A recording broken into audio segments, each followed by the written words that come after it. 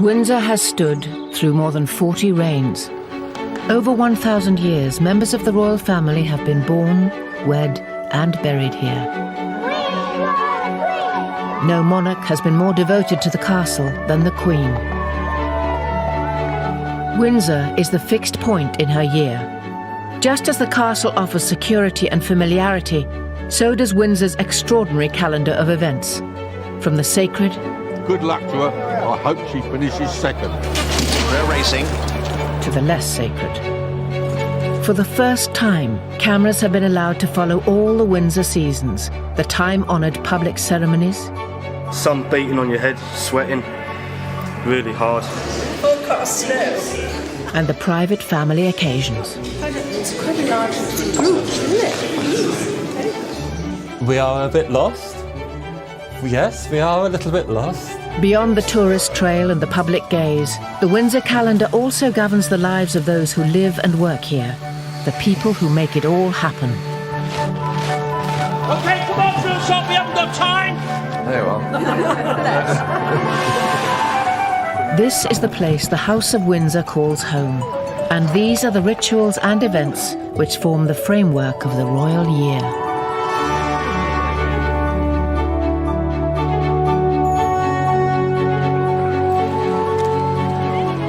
Another week of royal engagements is drawing to a close. The Queen and Prince Philip are in Hounslow, West London, to open the new wing of a Sikh temple.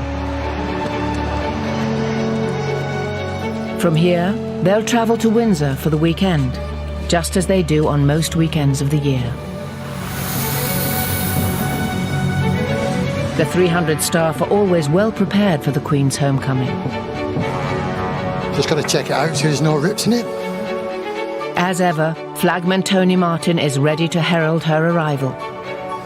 It's an interesting job, and there's not a lot of people can say they're the flagman for Her Majesty. I met the Queen when we got our Christmas presents, and I actually tell her, said, "Oh, you're the flagman, are you?" So she knows who I am. Some of the conditions have been really bad. Force 10 gales, rain, snow, ice, get all the weathers. Whatever the weather, Tony will stay at his post until the Queen is through the gates. Hello there, it's Tony again, down the flag. Any updates? All right.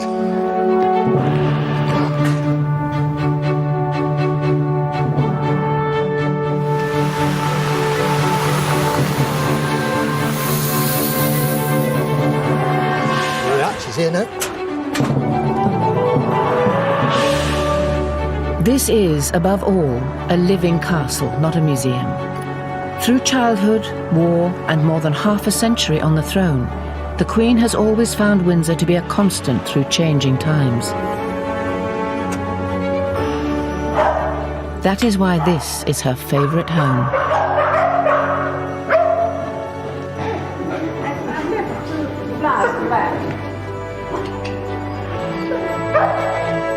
It's nice having the boss back. It is home to her. Every generation continues to have its own ideas about the place, not least Prince Philip. The original beds were rather sort of complicated and they didn't seem to fit very well. And so I got an artist friend of mine, and together we made a model of this, of the whole of this, and tried various arrangements on it, and eventually settled on this sort of cartwheel thing with, these are all rose beds, which makes it, in a sense, relatively easy to manage. And different colours, but they sort of match each other. And then they built a pergola there because there's the orangery, which was unused, it made a swimming pool in it. We used to have Christmas here. It was very popular with all the young. It still gets used. You ever use it yourself, sir? Yes, I use it, yeah. Easter, and Windsor's royal year begins in earnest. Most of the Queen's family gather to spend the long weekend together and attend Easter Sunday service at St George's Chapel. Windsor's royal cycle begins once again. In our early years, the whole of the year was dominated by school holidays. So in practice, what we did was we came here for the Easter holidays, and we still do. In many ways, it works quite well because our children, knowing the routine, tend to come back for holidays, and the grandchildren get brought with them. And so it forms a nice kind of annual structure. For the next few weeks, by tradition, the Queen will conduct all her daily official engagements not from London, but from Windsor, during what is known as Easter Court. Today, the light cavalry are on parade in Windsor Great Park to receive a royal warrant from their Captain General. Windsor and the horse are inseparable. It's here at Windsor that the Queen trains and keeps the horses which she and her family ride. And 1, 2, 3. Terry Pendry, the stud groom, is in charge of all the Queen's horses at the castle. When she's down here with her horses, she is probably at a more relaxed state. And we, as her staff, must never forget that she is the Queen. And the right terminology is Your Majesty, and that's how we greet her in the mornings. Good morning, Your Majesty. Thereafter, we call her Mom. Whenever the Queen rides here, Terry is never far from her side. Nothing goes on in his world without it reaching the highest level in the land. Right through to conception, right through to retirement, Her Majesty knows every single one of her horses and ponies. Not only does she know her parents, but their grandparents and their great-great-grandparents. And she leaves no stone unturned. She names all her own horses and ponies herself and takes a great deal of interest in every single one of them. By early June, the Windsor seasons are moving on. No castle ritual is more colourful or ancient than Garter Day. The castle must be at its decorative best. It was at Windsor in 1348 that Edward III appointed 24 of his most trusted supporters to be Knights of the Garter, so named after the blue ribbon which went with the honour. Monarchs have been appointing Garter Knights, never more than 24 at any time, ever since. To this day, every knight or lady of the Garter in history is recorded by a coat of arms in Windsor's greatest chamber, St George's Hall. And every Garter Day, the Queen and her own 24 hand-picked knights will take part in a velvet-robed procession.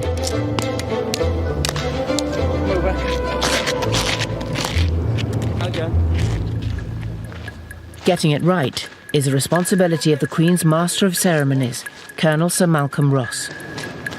Right, gentlemen, the Queen is coming down the stairs. The Garter Knights are in the hall. He is a firm believer in the wisdom of rehearsal. There is no book which tells me how to arrange anything. I wish there was, and perhaps I shall write one when I leave here. Present! My role on Garter Day really is the procession from the top of the hill, Windsor Castle, down through the lower ward to St George's Chapel. 3 carriages, represented by 1 car. A magnificent and very ancient procession, full of really the most distinguished people in the country, one way and another. There you are. Not everyone can attend rehearsals, so castle staff take the place of any key absentees. You did this last year, didn't you? No, I haven't done it for about... I was Queen last year. Deborah last year. You did it last year? Oh, yeah. Duke of Kent, Prince of Wales, Duke of Gloucester in the middle. Right.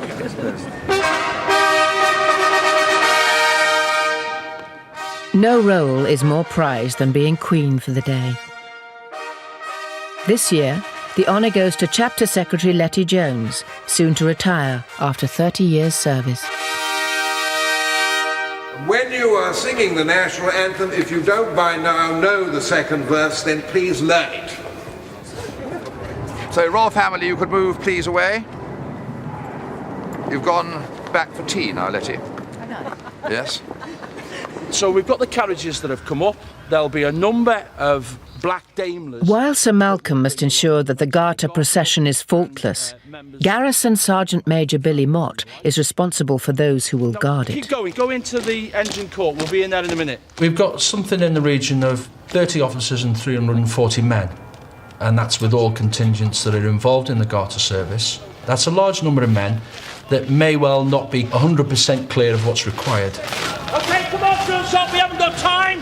So I demand 100% from each and every one of them men, and that means I've got to start throwing some small grenades to get them toeing the line so that they know what they're doing. The Military Knights of Windsor are a collection of distinguished old soldiers who lend dignity and symbolism to events at St George's Chapel throughout the year. Their principal task has always been to pray for the monarch and the Garter Knights. You'll see as you go some fairly considerable beams. General Sir Michael Hobbs is the governor of the Military Knights. His army career began at Windsor. My first job was as a sentry just outside Henry VIII Gate.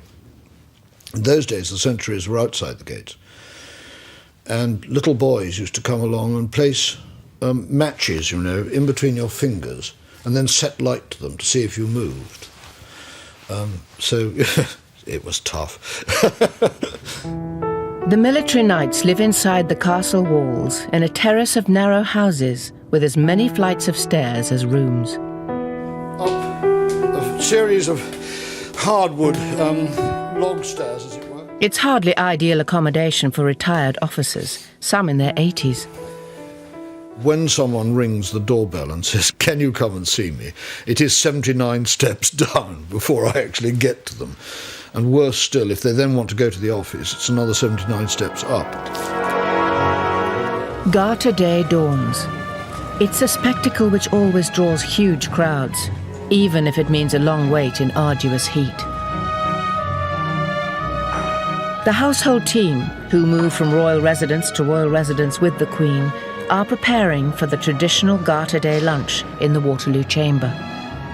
We put the white wine and the red wine in all the tables with the water jugs, and the port, we put the port in every 2 stations.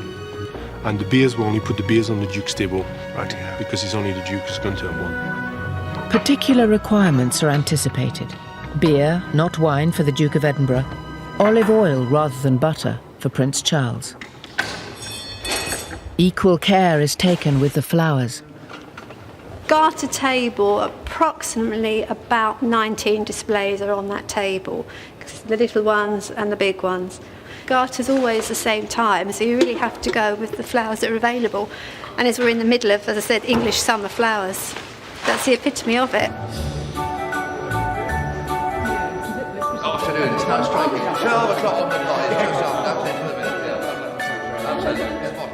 The Order of the Garter is the senior British Order of Chivalry, and I suppose therefore is the senior Order of Chivalry in the world. You've lost your husband already? Where have you lost your husband? Good to see you. There he is, here he comes. The conqueror of Everest, Sir Edmund Hillary, ascends the grand staircase. Good morning, Sir Edmund, how are you? Very nice to see you again. Would you like to sign the book while we've got you spare for a moment? The Garter Knights are former politicians, national heroes, and long-serving representatives of the Crown. No one forgets the origins of the order. There's an enormous amount of tradition in it, and I think it's a great mistake to just deride tradition. I think tradition is quite important in a country, and of course personally it's a great honour because it's the Queen's own decision. It isn't like the honours list, which is done by the government and so on. It's but the Queen's own personal thing, so it's a great compliment. The Garter robes are brought out of storage. Each knight will process in a velvet mantle and cap with an intricate arrangement of heraldic emblems. Barely visible will be the Garter itself, worn below the left knee, and inscribed with the motto, "Honi soit qui mal y pense," shame on him who thinks evil of it. Jeremy Bagwell Purefoy prepares the regalia. They're Garter colours, most of which have just been valued at about £250,000 each. That is the badge of the Order of the Garter, which is St George, and is actually known as the Greater George. And this one's the Duke of Abercorn's, and that's actually the oldest one we've got, about 350 years old. The last batch to be made was made about 100 years ago. And they made 5. In the lower part of the castle, the other band of knights are making sure their kit is faultless.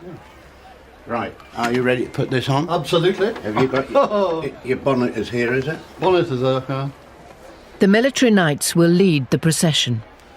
On a hot day such as Garter Day, the middle of June, it can be very, very uncomfortable. We're in the uniform, I should think, somewhere between an hour and a half, 2 hours. You're all right, Peter. Stand still. Stand still. Okay. Then I'll adjust. One of the older military knights is Major Peter Bolton. He fought in Special Forces units across Europe in the Second World War. Okay. Yep. Smart as a button stick. Okay, I was going up in Garter, last Garter, coming up the hill there, jam-packed with people. Absolutely. And I was trying to find my way through. And I said, I'm an old veteran,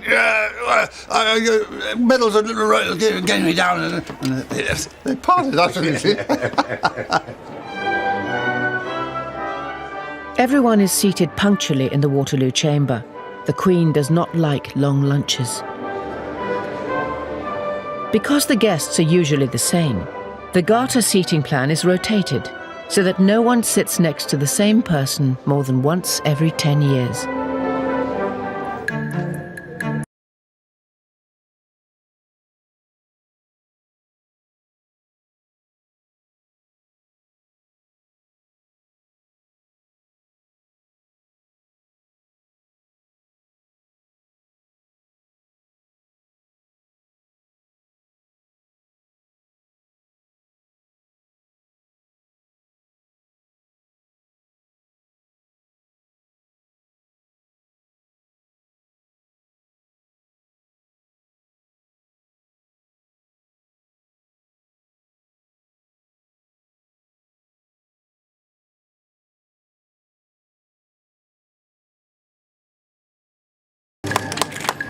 The 500 yards are taken at a slow pace, in deference not just to old age and the temperature, but the public's desire to get a good view of everything and everyone. Garter Day is not mere pageantry. It goes to the heart of the English identity. When he founded the Order of the Garter here, Edward III chose St George as its patron saint and renamed the chapel St George's. It was for this reason that St George went on to be adopted as patron saint of England, his red cross its flag. Windsor, Garter, England, St George, all bound up in this one occasion.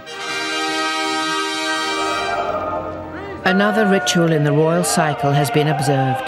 6.5 centuries after its foundation, the Order of the Garter has been honoured for another year. It's a nice piece of pageantry, which I think a lot of people enjoy. It looks, I mean, rationally, it's lunatic, but I mean, in practice, everybody enjoys it, I think. In 1711, Queen Anne established racing on the heath at Ascot, a village on the other side of Windsor Great Park. Nearly 3 centuries on, the 5 days of Royal Ascot attract well over 300,000 people each year.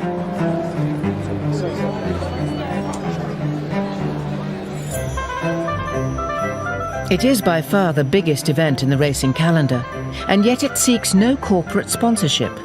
It doesn't need to. At the Royal Mews, the Windsor Greys are preparing to put on a show too. Philip Barnard Brown will be riding with them.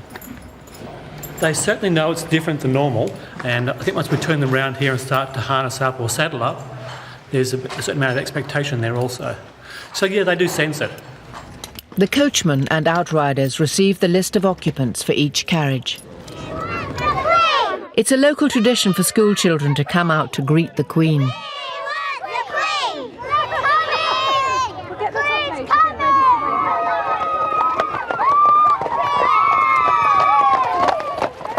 The The carriages are filled with the royal family and the Queen's house guests, many of whom are staying for the entire week.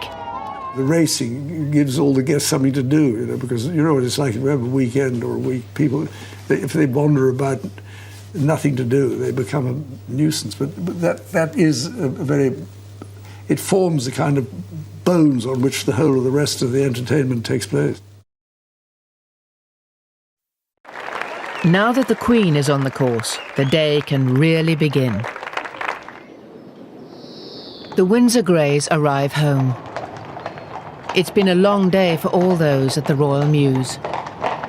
It's a 9-mile ride each way. We've done it in just over 4.5 hours today. Yeah, it's hard work. We all sleep well in the evenings this week. He's yawning, he's tired. Was that hard work, mate? Was that hard work? Another day. And for the Queen, the most exciting of the entire meeting. She has a runner in the 420. Having taken one last look at promotion, the Queen returns to the royal box.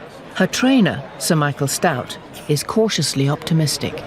You know, we feel he's got a good chance here. Our slight concern is the ground, but she's well aware of that. You know, the Queen is a breeder. She's got a wonderful database of all her families, and she knows the score. He won on sort of good to soft ground last time and really enjoyed it. Does it put you under any pressure? Do you feel a little more nervous than you would at any other race course? Well, we've done our best, and obviously it means so much, not just to her, but everyone else, that yes, it makes you a little bit more edgy, to be honest. Towards the turn now, and out in front is Tuning Fork on the inside of Yolandi. They're still falling in front of Redford, followed now by Promotion. Promotion on the outside moves up. Redford though has taken the lead. Redford has gone for home now. Promotion coming under pressure, followed by Blythe Knight, and further back is Bone Crusher, but Redford has skipped away. Second is Promotion. The gamble was foiled. Not quite the happy ending the crowd had hoped for. And how will Her Majesty have taken regarding that? I watched the race with her. Oh, totally realistic. She knew when they turned in we weren't going to win, but she was satisfied with the performance. Yeah. Duties! Turn! Stand! Easy! More sober rituals are being played out by the resident garrison who guard the Queen and her castle. By the left! Quick, march! For the next few weeks, it's the turn of the Irish Guards, recently returned from Iraq. I chose the Irish Guards because I come from Ireland and because I've had family in them. It's something that I wanted to do since I was 16 years old when I was at school, rowing on the river, and I had this idea that, I think the first thing was that I always thought you'd be fit if you stayed in the army. Captain Alex Cosby attended school just down the road from here, at Eton. Another local recruit from nearby Slough is Guardsman Mark Hanson. Left school, done nothing at school, like when I worked on Dad's fairground, like travelling all over the country. Fancy doing something better. The Guard itself is really very ceremonial. It's tradition. It's showing off the tradition of the army. It's a tourist attraction because everyone wants to see this thing that is famous. At the same time, we do have that function of protecting the monarch when she is in residence. It is a privilege and an honour to guard your monarch. Okay, sir? Yep. Frontline security is a police affair, but the Guards do their bit too. Their 2-hour sentry shifts, known as stags, may be mind-numbing, but they're not without their perks. But when you're standing on sentry, women come up to you, they stand there like, and you look at them like that, and you think, oh.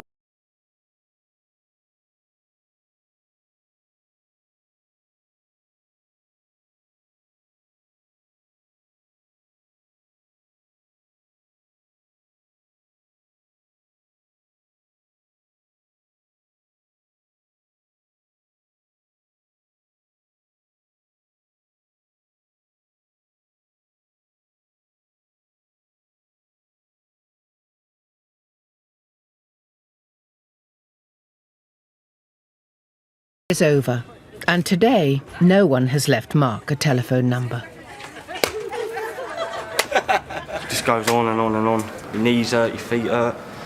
That's all part of the job, like. Do you find it easy to keep a straight face, Mark? No. Of course I don't. What do you think about whilst you stood there? Think about the 3-week leave we got coming up. We go our beef for 2 weeks. With August, the Windsor seasons move on and the royal family depart for Balmoral. There is no holiday, though, for the Queen's castle. The visitors are still pouring through. And out in the great park, there's a harvest to be gathered. The governor of the castle is Air Chief Marshal Sir Richard Johns. When the royal family are away, Sir Richard is king of the castle. The castle exists to do a number of important functions. It is a working castle. This was taken in July 2002, and this photograph shows the working population of the castle. There are something like 160 people who actually live day by day within the castle walls, and there is a great feeling of community spirit.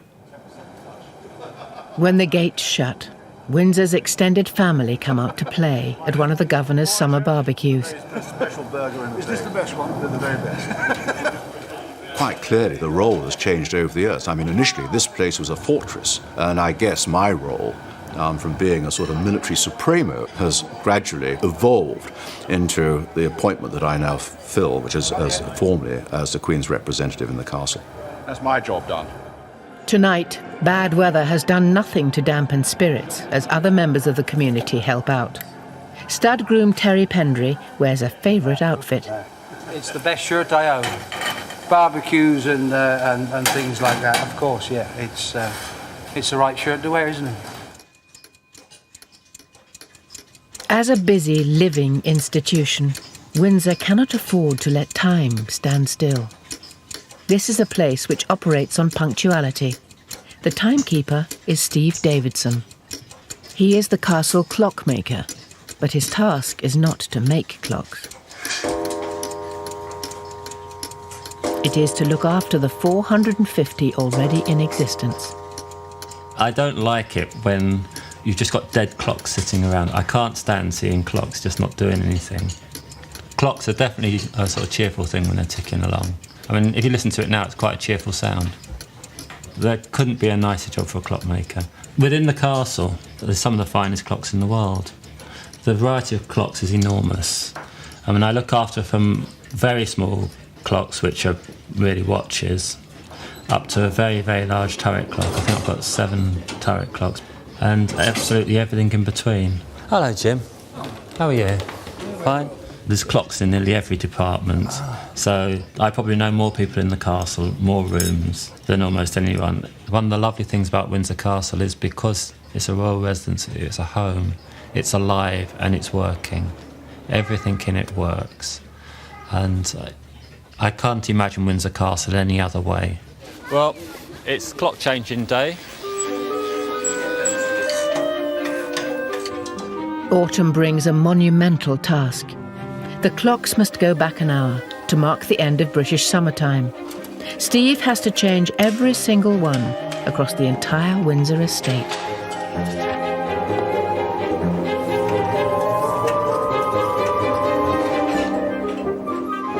These clocks don't just play tunes, they've inspired them.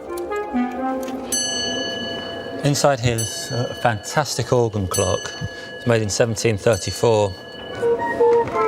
Plays 10 pieces by Handel, 6 of them he arranged for the clock. We're now still in property services. We are a bit lost. Yes, we are a little bit lost. You memorise a route, you memorise a clock, but if you make one little mistake on that, then you're completely lost. Oh, that's an awful mess, that one. Look at the state of that. I can't always remember where this lot are. The Round Tower is the castle's inner sanctum, the last bastion in the event of a siege. This is the home to the Royal Archives, where successive monarchs have deposited their personal memories, their diaries, and their secrets. What arrives here today will be studied by historians long into the future. In the photographic department, curator Francis Diamond is preparing to start work on a gargantuan project. The 40,000 photographs belonging to the late Queen Mother have arrived and require cataloguing. Riding at Windsor is something that many generations of the royal family have enjoyed. And this one is called Royal Champion. And it shows the Queen Mother with her horses. During the war, the princesses and the King and Queen spent time at Windsor. And this album, it gives a very pleasant picture of how they spent some of their time. It was certainly a favourite place, I believe, for the Queen and Princess Margaret, because they'd spent such a lot of time here as children. And you see corgis, they had corgis in those days as well. And Princess Elizabeth indoors. During the war, the Queen even starred in her own pantomimes here. Here is the programme of Aladdin, which was performed in 1943 in the Waterloo Chamber. This comes from the Royal Archives, this document. And you can see that the part of Aladdin was taken by Princess Elizabeth, and the Princess Roxana was Princess Margaret. Here's Princess Elizabeth and Princess Margaret in costume. Royal children, for a long time, have taken part in little scenes and plays and tableaus. Queen Victoria's children did this. I believe George III's children did too, actually. And I think acting was quite a popular pastime. In fact, when you think about it, it's quite good for a royal child to be trained to wear their best clothes, smart clothes, and to appear in front of a crowd of people. It might help them in later life. Steve's timekeeping odyssey has taken him out to Prince Consort Farm. Cows must be milked on time, even if their clock has not changed since the days of Prince Albert. So to get this on time, we've got to go through a full 23 hours. It now thinks it's 9 o'clock in the morning.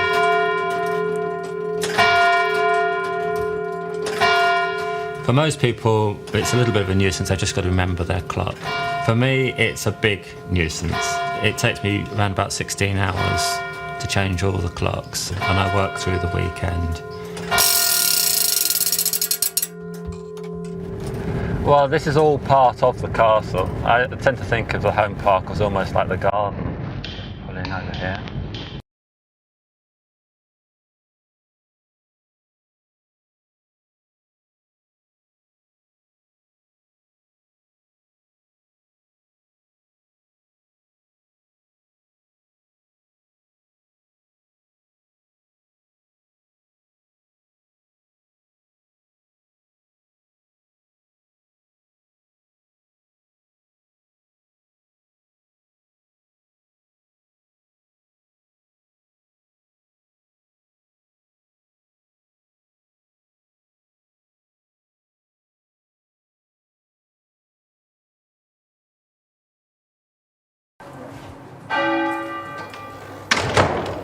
OK, Natalie, thank you very much. Like clockwork, the public parts of the castle are closed at 5. Steve is still trying to turn back time as darkness falls. This is one of my favourite parts of the castle. All the clocks in the kitchens are left purposely 5 minutes fast. The punctuality in the royal household is important. When you've got, especially if you've got, say, a state visit or you have major functions going on, everything has to work like clockwork. And it's quite difficult when you're relying on clocks which are 200-300 years old.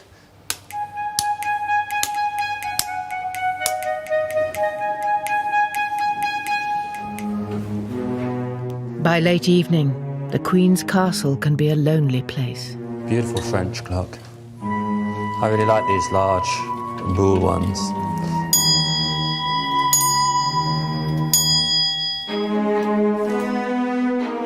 On one occasion here, I couldn't find the light switches, and I could definitely hear footsteps.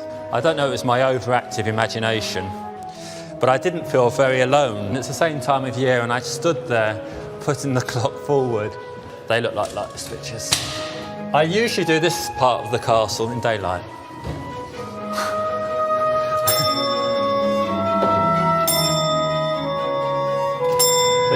If you can imagine sort of standing here in the dark with just a little magnolite torch, with your imagination running wild, feeling cold and sort of, I'm waiting while the clock struck.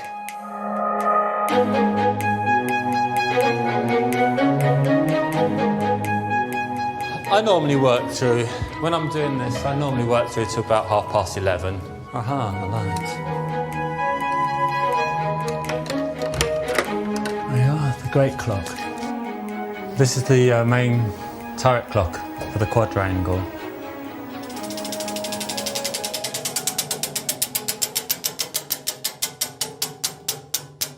Hopefully we're okay. There we go. If not, I'll spot it in the morning. After 2 days and nights, Steve has Windsor back on the right time. Until, of course, it's time for the clocks to go forward again.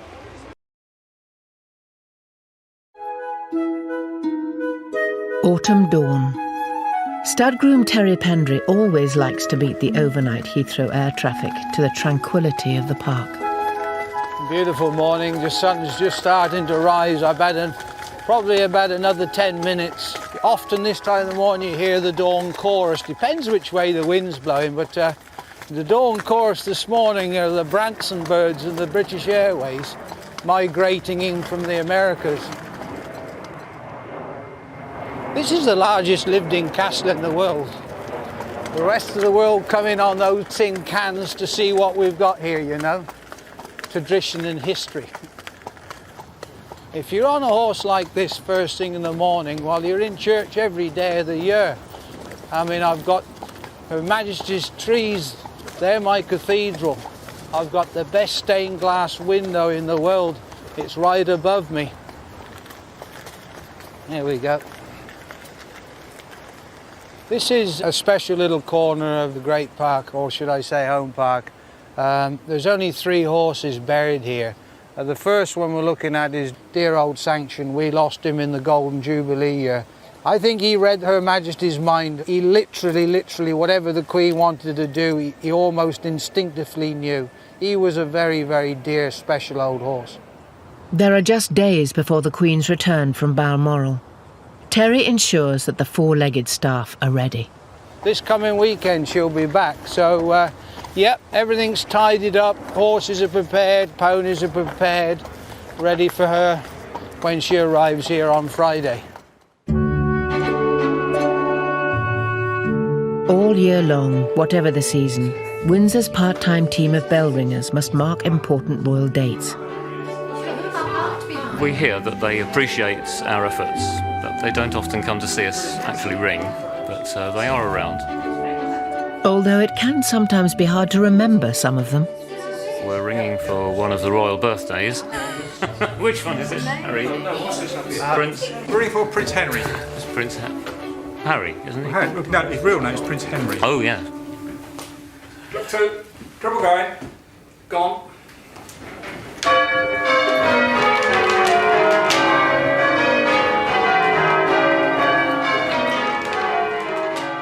This year, though, the Queen's autumn return is overshadowed by a death in the family.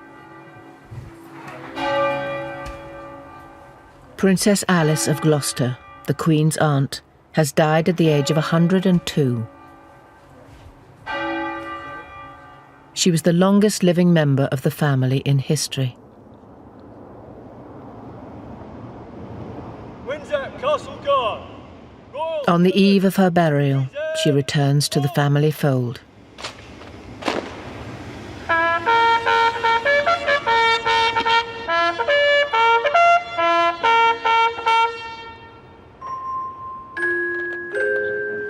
The House of Windsor gathers en masse at St George's Chapel.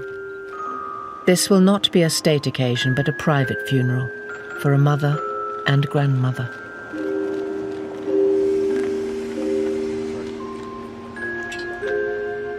She was a favourite aunt of the Queen.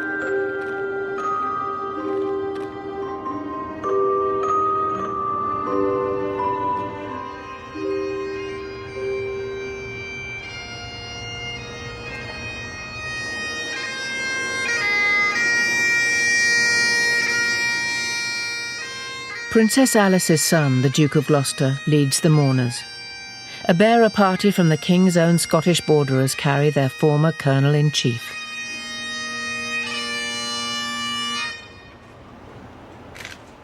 The coffin leaves for the family burial ground just beyond the walls at Frogmore. Princess Alice will be buried alongside her husband, the late Duke, and her elder son, Prince William of Gloucester, who died in a 1972 plane crash, aged 30.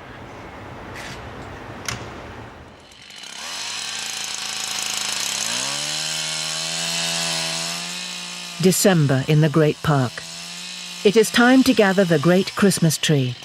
This one will take pride of place in the state apartments.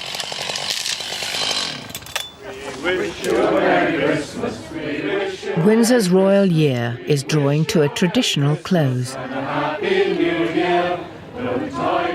The more tuneful castle staff are out in force. We wish you a Merry Christmas and a Happy New Year. If you'd like to sort of come in from that end and just file all the way down, we can keep you dry.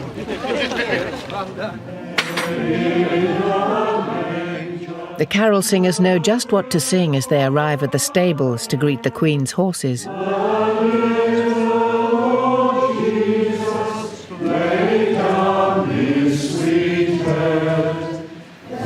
This is the second year that we've done this with the horses. Last year was quite a success, so it's grown from that. I actually think they enjoy it. They love company.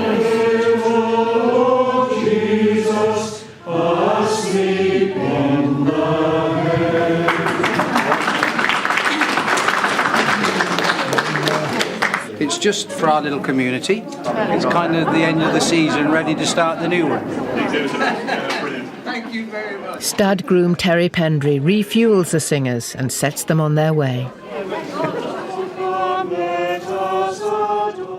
Someone else is expecting them.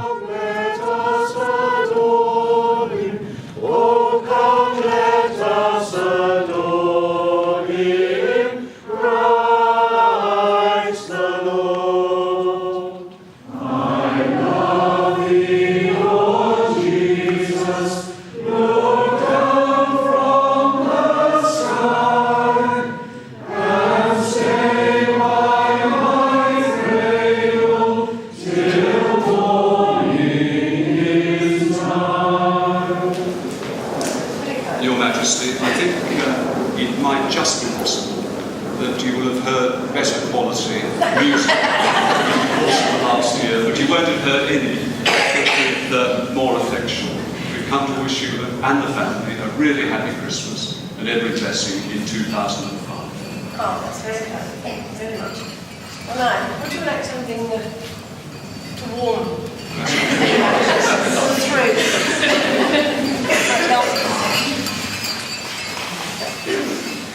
Actually, I thought that last time, right, you had some general effect on the weather. Whether you've seen the weather forecast snow. It's quite a large group, isn't it?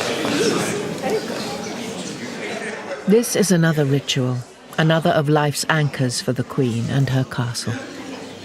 It makes a great difference to the way in which Windsor evolves if you've got people living in it as occupiers, because there's a coherent community kind of sensation.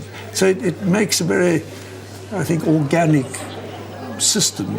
And I think that's what gives it its attraction and its strength. It's a hierarchy. It's a living organism inhabiting this ancient establishment. We wish you a Merry Christmas. We wish you a Merry Christmas. We wish you a Merry Christmas and a Happy New Year. Thank you very much.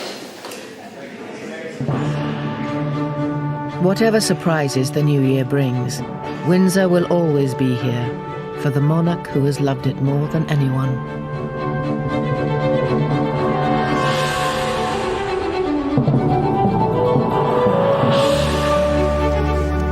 This used to be arable all through here, so we decided to put it back to a deer park. Well, it's the Queen's back garden, isn't it? It's a very, very special